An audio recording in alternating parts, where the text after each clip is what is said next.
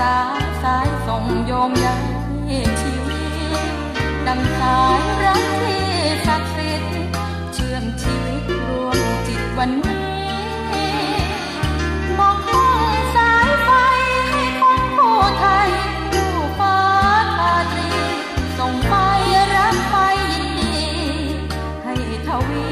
เรื่องแสงทั่วไทย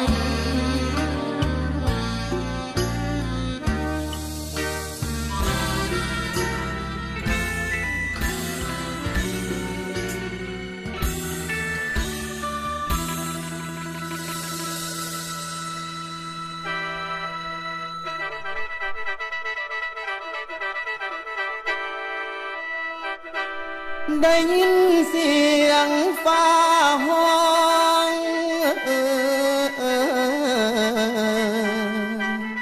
ข้ามผู้พานมาเหินฟังเสียงฝนสะอื้นฟังเสียงลมพัดอูป่านเสียงสู้ห้องสั่งแฟนห้องสั่งแฟน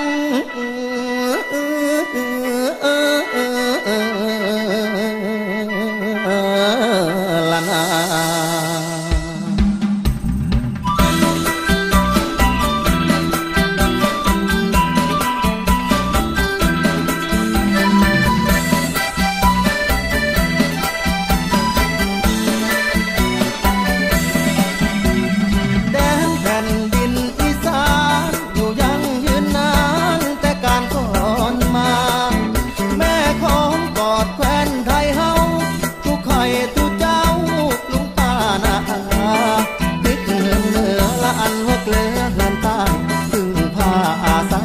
ข้าวน้ำสามปลา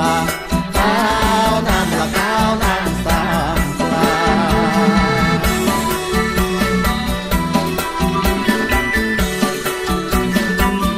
มวนซื่นโฮแซวแม่นแล้วอีสานถึงดินกันดานแห่งโหยโรยราแต่ใจของคนบ่มนบ่มองตุ่มอายตุ่มน้องที่เลยถึงตึกน้ำอกน้ำใจละแขกไปไทยมา